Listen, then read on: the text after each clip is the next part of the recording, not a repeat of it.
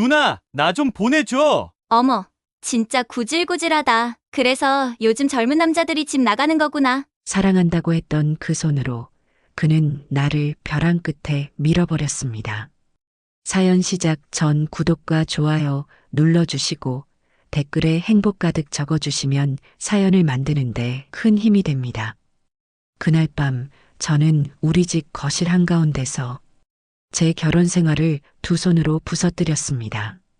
그가 떠난 것도 제가 버림받은 것도 어쩌면 처음부터 정해진 운명이었는지도 모릅니다. 서울 강남 화려한 봄날 하늘 아래 벚꽃이 눈처럼 흩날리던 그날 저는 제 인생 최고의 선택이라 믿었던 사람을 만났습니다. 그의 이름은 윤재민. 저보다 6살 어린 그리고 병원에서는 손꼽히는 인기 성형외과 의사였습니다. 선생님, 환자 기다리십니다. 간호사의 말에도 아랑곳하지 않고 그는 저를 보며 천진난만하게 웃었습니다. 누나, 웃을 때 생기는 이 작은 주름이 세상에서 제일 예쁜 거 알아요? 그 첫마디, 그 따뜻했던 미소를 저는 아직도 잊지 못합니다. 저는 33. 어릴 적부터 착한 딸 소리를 들으며 살아왔고 서울 외곽의 작은 학원에서 아이들을 가르치며 조용히 지내고 있었습니다. 결혼? 늘 묵직하고 믿음직한 사람을 꿈꿨습니다. 하지만 제 앞에 나타난 건 설레는 청춘을 품은 어린 그였습니다. 주변 사람들은 저를 붙들고 말렸습니다. 재민이는 아직 철이 없어 보여. 너무 급하게 결정하는 거 아니야? 모두의 걱정을 한 귀로 흘리며 저는 스스로를 다독였습니다. 나보다 어려도 괜찮아. 이 사람은 누구보다 나를 아껴줄 거야. 그 믿음 하나로 그를 사랑하게 되었습니다.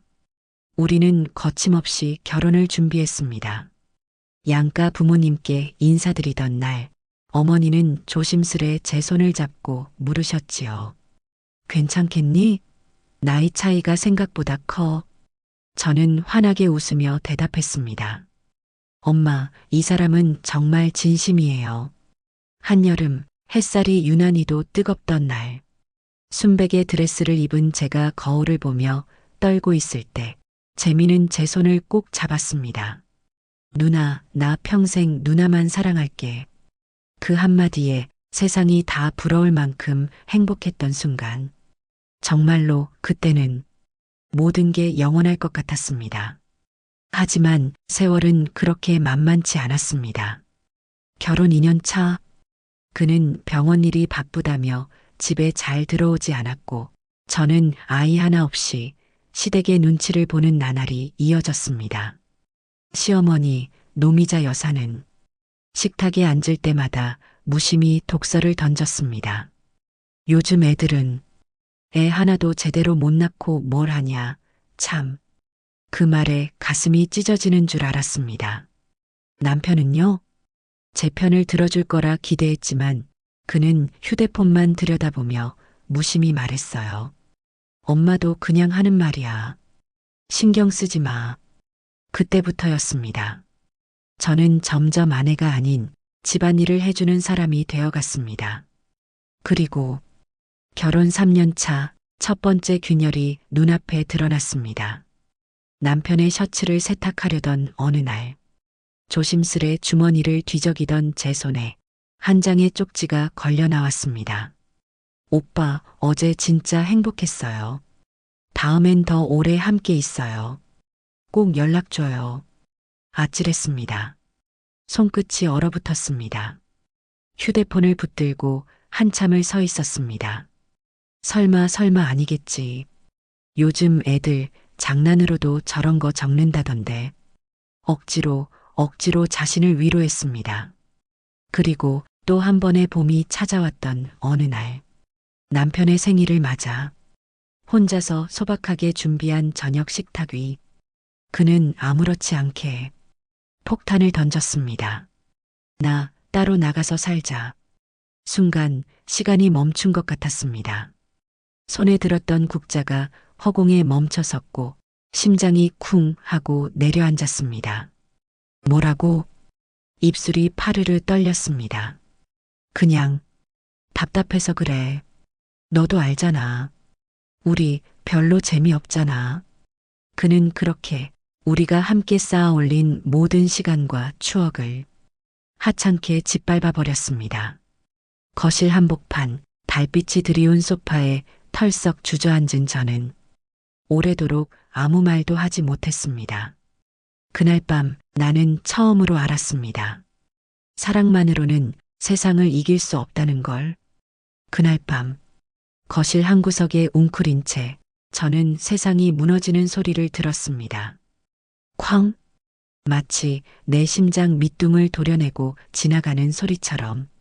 그런데도 눈물은 쉽게 흐르지 않았습니다. 아니, 흘릴 수 없었습니다. 믿고 싶지 않았으니까요. 믿어야만 버틸 수 있었으니까요. 우리는 사랑했는데, 나는 정말 최선을 다했는데, 나는 대체 뭘 그렇게 잘못했을까? 스스로를 다그치고 다그쳤습니다. 하지만 돌아오는 건 차가운 허공뿐이었습니다. 거짓말은 그렇게 시작됐습니다. 작은 핑계, 사소한 변명, 그리고 결국 나를 파멸시키는 배신으로 이어졌습니다. 남편 강현우는 점점 귀가 시간이 늦어졌습니다. 병원 회식이다, 학회다, 투자 모임이다. 그의 입에선 늘 변명 같은 핑계가 흘러나왔습니다. 그러던 어느 날, 저는 우연히 그의 휴대폰을 보게 됐습니다. 비밀번호를 몰랐지만 마침 화면이 켜진 채 책상 위에 덩그러니 놓여 있었습니다. 나를 의심할 이유는 없어. 현우는 그런 사람 아니야. 스스로를 다독이면서 저는 손을 뻗었습니다. 그리고 그 화면 위로 떠오른 낯선 이름. 진아. 오빠, 오늘 또 만나요? 어제는 진짜 최고였어요. 우리 진짜 잘 맞는 것 같아요. 순간 심장이 주저앉았습니다. 손끝이 얼어붙고 머릿속은 새하얗게 변했습니다. 그날 밤, 현우는 또 늦게 돌아왔습니다. 그의 양복 재킷에서는 내가 알지 못하는 화려한 향수 냄새가 진하게 풍겼습니다. 셔츠는 구겨져 있었고 바지 주머니에서는 호텔 카드키가 뚝 떨어졌습니다. 이게 뭐야? 떨리는 목소리로 물었습니다. 현우는 피식 웃으며 한심하다는 듯 저를 내려다보았습니다. 아, 그거 그냥 친구들이랑 술 마시다가 피곤해서 좀 쉬다 온 거야. 그의 눈빛, 그의 말투, 그의 손끝 하나까지 모든 것이 거짓이었습니다. 며칠 후 저는 결국 그를 따라 나섰습니다. 택시 뒷좌석에서 심장이 터질 것 같은 긴장감을 억누르며 그의 뒤를 쫓았습니다. 도착한 곳은 강남 한복판. 형형색색 네온 사인이 반짝이는 거리. 그 안에서 현우는 짧은 치마와 키리를 신은 여자의 팔짱을 끼고 해벌쭉 웃고 있었습니다. 그 여자는 그의 뺨을 가볍게 때리며 깔깔 웃었고 현우는 아이처럼 얼굴을 붉히며 좋아했습니다. 택시 안 저는 두 손으로 입을 틀어막고 울었습니다. 이건 꿈이다. 제발 악몽이길 바랐지만 현실은 더 잔혹했습니다. 며칠 후 현우는 그 여자를 데리고 우리 집에 들어왔습니다. 문을 열자마자 당당하게 말했습니다. 인사해. 나랑 같이 살 사람이야. 숨이 턱 막혔습니다. 뭐라고? 누나, 이제 그만하자. 나도 행복하고 싶어. 누나? 저는 치를 떨며 소리쳤습니다. 누나, 나는 내 아내야. 내가 맹세했던 내 인생을 걸었던 여자야. 그 순간 그 여자가 비웃으며 말을 덧붙였습니다. 어머, 진짜 구질구질하다. 그래서 요즘 젊은 남자들이 집 나가는 거구나. 그 말에 저는 더는 참을 수 없었습니다. 그 여자의 뺨을 잇는 힘껏 후려쳤습니다. 쨍. 거실이 순간 얼어붙었습니다. 하지만 현우는 저를 감싸지 않았습니다.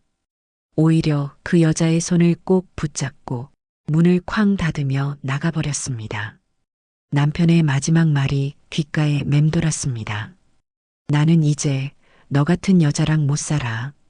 그 이후 시어머니 조영숙 여사는 더 가혹하게 저를 몰아붙였습니다. 그러게 애라도 하나 낳았어야지. 그랬으면 우리 현우가 딴 생각이나 했겠어? 그리고 남편은 그 술집 여자와 짜고 저 모르게 집을 팔아 넘기려 했습니다. 서류에는 제 이름 하나 없이 병원에서도 소문이 돌았습니다. 알아? 강현우 원장 부인 술집 여자한테 쫓겨났대. 하긴 남편 하나 제대로 못 잡았으면 그럴 만도 하지. 친구들도 이웃들도 심지어 부모님조차 저를 한심하게 여겼습니다. 현모양처? 웃기고 있네. 남편도 못 붙잡으면서 뭘 잘났다고. 저는 남편도 집도 체면도 사랑도 모든 걸 잃었습니다. 하지만 단 하나, 내 자존심만은 잃지 않기로 했습니다. 그날 이후 저는 집에서 쫓겨났습니다. 비 오는 밤거리, 우산도 없이 젖은 채 하염없이 걸었습니다.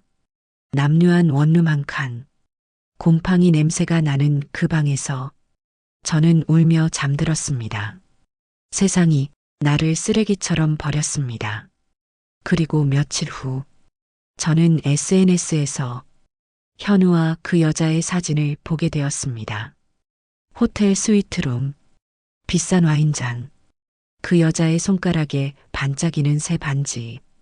캡션에는 이렇게 적혀 있었습니다. 새 출발을 축하해요. 진정한 사랑을 찾았어요. 휴대폰을 떨어뜨린 채 저는 악에 받친 눈으로 이를 갈았습니다. 진정한 사랑?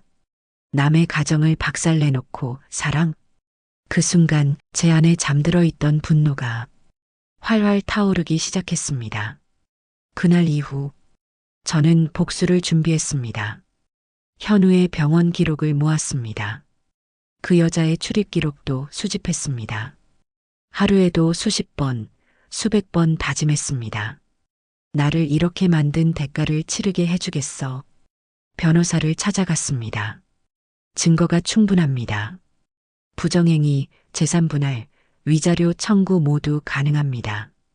그제야 깨달았습니다. 나는 너무 착하게 살아왔던 겁니다. 착한 사람은 상처받고 착한 사람은 버려진다는 걸. 그리고 마침내 결정적인 증거를 손에 넣었습니다. 호텔 CCTV 영상. 현우와 술집 여자가 웃으며 호텔 로비를 지나가는 모습. 손을 꼭 맞잡고 키스를 나누며 아무런 죄책감도 없이 그 모든 것이 제 손 안에 들어왔습니다. 이제 그들에게 지옥을 보여줄 차례였습니다. 저는 주저하지 않았습니다. 바로 이혼 소송을 제기했습니다. 더 이상 참을 이유도 미련도 남아있지 않았습니다. 남편 강현우에게 위자료 2억 원과 재산분할 50%를 요구했습니다. 법정 안 잔뜩 굳은 얼굴로 앉아있는 강현우.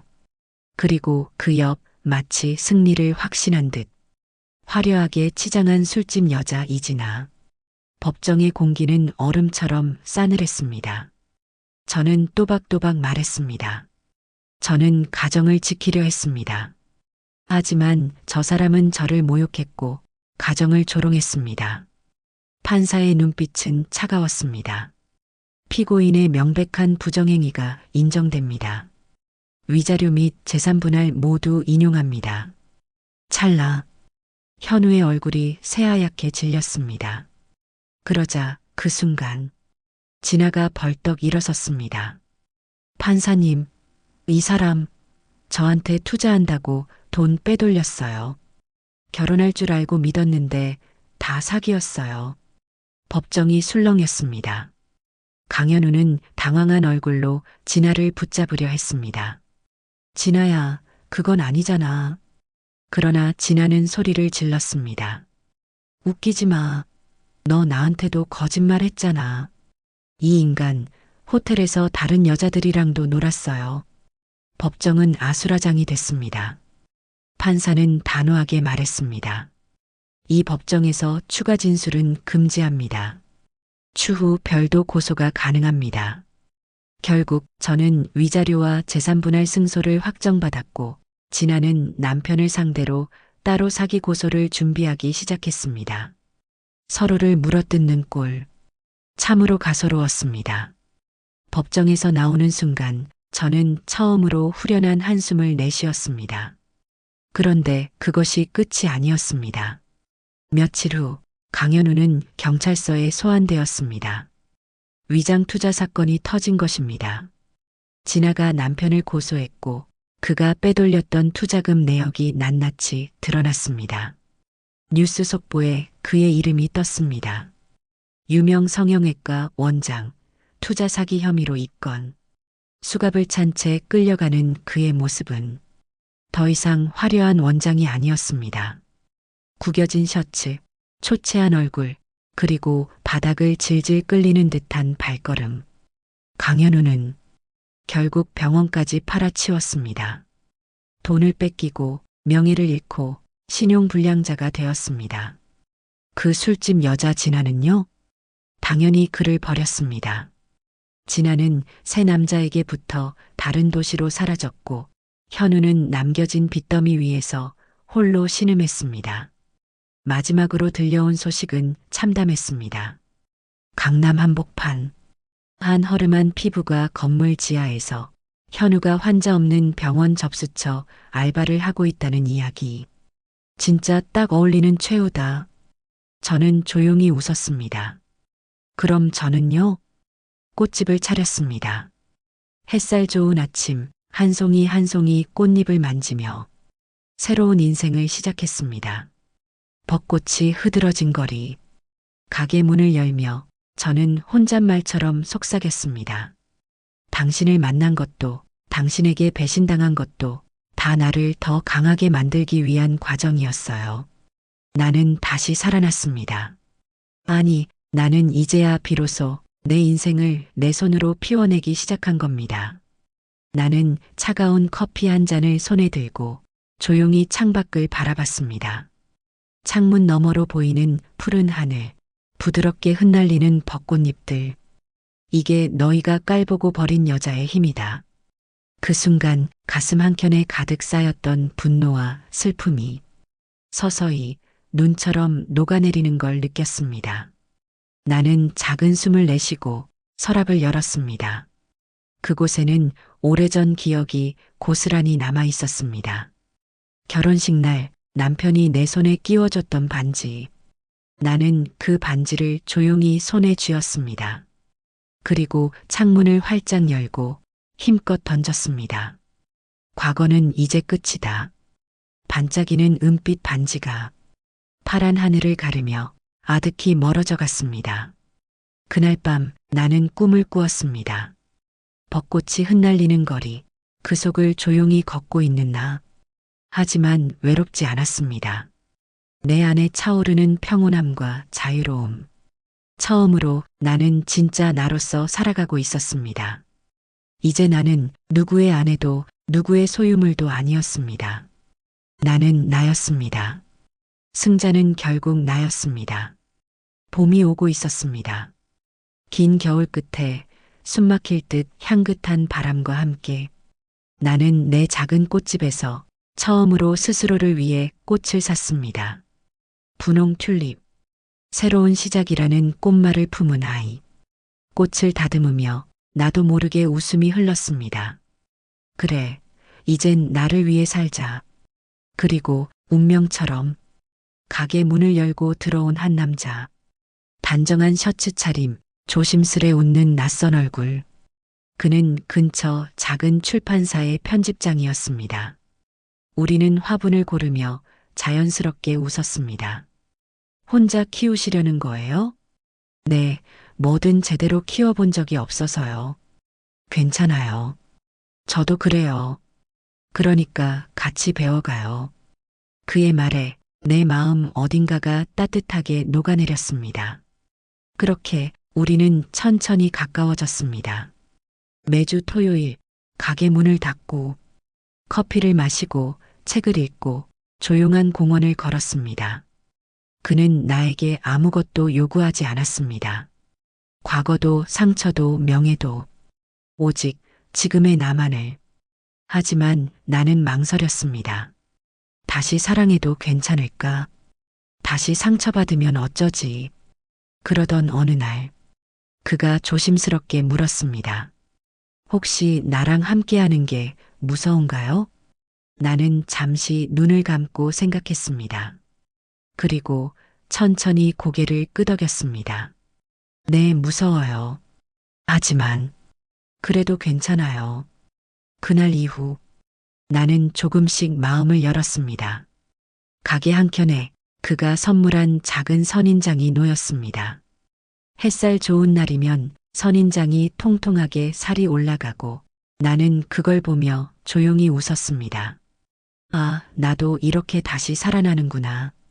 우리는 서두르지 않았습니다. 서로를 고치려 하지도 어디로 이끌려가려 하지도 않았습니다. 그저 지금 이 순간을 함께 살아가는 것, 그것만으로 충분했습니다.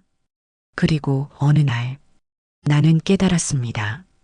내가 그토록 원했던 건 대단한 사랑도 화려한 인생도 아니었다는 걸. 그저 나를 있는 그대로 바라봐주는 사람, 그리고 나 자신을 사랑하는 마음. 창밖에는 또다시 벚꽃이 흐드러지게 피었습니다. 10년 전 강현우와 처음 만났던 그 봄날과 똑같은 풍경이었지만 나는 더 이상 같은 사람이 아니었습니다. 이제 나는 과거가 아니라 나 자신을 살아가는 사람이었습니다. 꽃집에 있던 어느 오후, 익숙한 번호가 휴대폰 화면에 떠올랐습니다. 김성태. 그 이름을 보는 순간 가슴이 한번 철렁 내려앉았습니다. 몇 초 동안 망설이다가 나는 조용히 통화 버튼을 눌렀습니다. 여보세요. 짧은 정적. 그리고 들려온 목소리. 나야. 한숨 섞인 한마디. 만날 수 있을까? 나는 망설임 끝에 그를 만나기로 했습니다. 강남의 낡은 카페. 10년 전 우리가 처음 만났던 거리. 그는 초췌한 얼굴로 구겨진 셔츠를 입고 앉아 있었습니다. 잘 지냈어? 나는 부드럽게 미소 지었습니다. 응, 아주 잘 지냈어. 그 말에 그의 눈빛이 흔들렸습니다. 미안해. 정말 미안해. 나는 조용히 고개를 끄덕였습니다. 그래.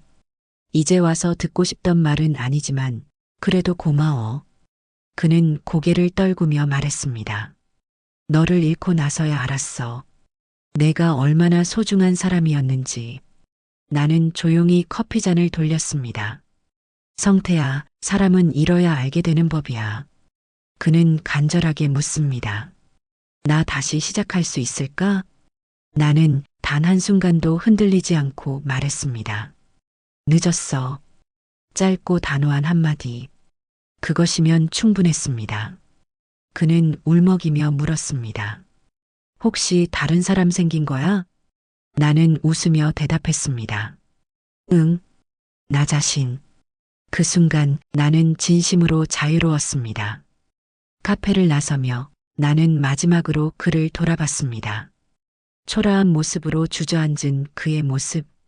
하지만 나는 더 이상 연민하지 않았습니다. 그건 내 몫이야. 나는 내 삶을 살 거야. 속으로 조용히 작별을 고했습니다. 집으로 돌아오는 길, 벚꽃이 머리 위로 쏟아졌습니다. 햇살에 반짝이는 꽃잎들 속에서 나는 천천히, 아주 천천히 웃었습니다. 이제 나는 완전히 자유로웠습니다. 그리고 나의 삶은 이제 막 피어나고 있었습니다. 꽃처럼, 햇살처럼, 따뜻하게, 아름답게, 세상 누구보다 나답게.